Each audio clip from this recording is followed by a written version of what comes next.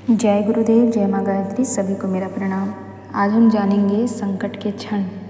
संकट के क्षण जब भी आते हैं तो हम दुखी हो जाते हैं और हम कुछ न कुछ ईश्वर पर ही ब्लेम करते हैं। आइए जानते हैं कि संकट के क्षण हमारे जीवन में क्यों आते हैं और क्या है ये हमारे लिए संकट के क्षण।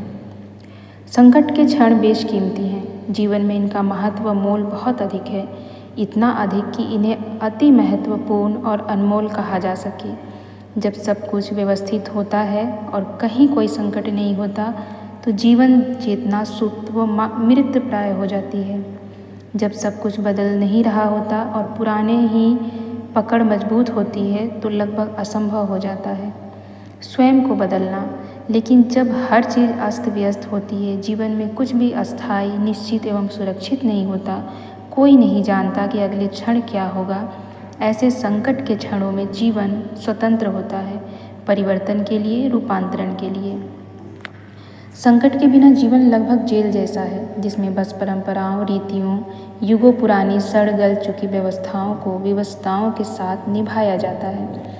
इस जेल से भाग निकलना तकरीबन असंभव होता है, लेकिन जैसे ही संकट आया कि सब बंधी बंधाई व्यवस्थाएं टूट जाती हैं, विवशताओं से मुक्ति मिलती है।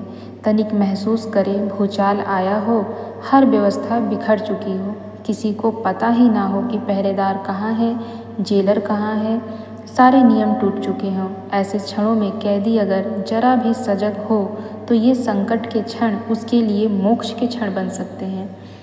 यही नहीं, यही वजह है कि जीवन की कारा से, प्रकृति की अर्गलाओं से, माया के बंधनों से मोक्ष पाने की चाहत रखने वालों के जीवन में संकटों की भरमार होती है। वे भगवान से पल प्रतिपल, प्रत्येक क्षण, घड़ी, पक्ष, मास, अयन और वर्ष संकटों का वरदान मांगते हैं। भगवान भी अपने इन प्यारे भक्तों को उदारतापूर्वक संकटों का अनुदान देते हैं। इसी कारण तपस्वी, योगी, ज्ञानी, भक्त आदि भगवान के जितने भी प्रियजन हैं, उनके जीवन में संकट कभी भी कम नहीं पड़ते, लेकिन वे अपने तप, योग, ज्ञान एवं भक्ति से संकट के प्रत्येक क्षण को मोक्ष के क्षण में बदलते हैं। प्रत्येक संकट उनके लिए ईश्वरीय प्रकाश का द्वार होता है। भगवान के प्रति अविचल श्रद्धा हो, जीवन के प्रति सकारात्मक भाव हो तो संकट के इन क्षणों से अधिक सुखद आध्यात्मिक साधना का सुअवसर अन्य कुछ भी नहीं होता है। डॉक्टर प्रणव पांड्या जी, बिल्कुल सही बात है। आपने सुना होगा कि जो भी ईश्वर में अगाध विश्वास रखते हैं, प्रेम रखते हैं, उन्हें बहुत सारे संकटों से गुजरना पड़ता है। कहते भी हैं कि जो लोग ज़्यादा भक्ति भाव करते हैं, ज़्यादा पूजा पाठ करते हैं, उनके जीवन में संकटें आती हैं। उसका क्या कारण होता है? उसका कारण यही है कि ईश्वर आपको सब कुछ पाने का समय देते हैं। इस समय में आप अपने ऊपर ध्यान देते हैं, इस समय में आप अपने मोक्ष का मार्ग ढूंढते हैं, इस समय में आप अपने अंतःकरण के चिंतन में डूबे रहते हैं। आप अपने आप को समझने लगते हैं, आप इस दुनिया को समझने लगते हैं, इस मोह माया के बंधनों को समझने लगते हैं। अनेक प्रकार के ज्ञान आपके अंदर जागृत होने लगती है। तो ये संकट के क्षण हमारे जीवन के बेशकीमती तोहफे हैं।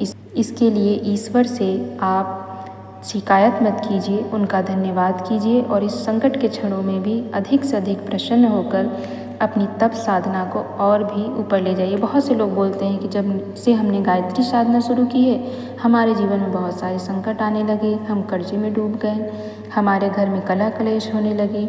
आप समझिए बात को, जब ईश्वर आप पर कृपा दृष्टि रखते हैं तब आपके जीवन में कुछ न कुछ ऐसा होता है जो आपके विपरीत होता है। हो सकता है कि ये आपकी परीक्षा की घड़ी हो सकता है कि ईश्वर आप में पात्रता का विकास कर रहे हों, बहुत कुछ हो सकता है। इसीलिए ईश्वर से शिकायत करने से बेहतर है उस समय का सदुपयोग कीजिए, स्वयं पर ध्यान दीजिए और अपने को बदलने का प्रयास कीजिए। जय गुरुदेव, जय माँ गायत्री, सभी को मेरा प्रणाम।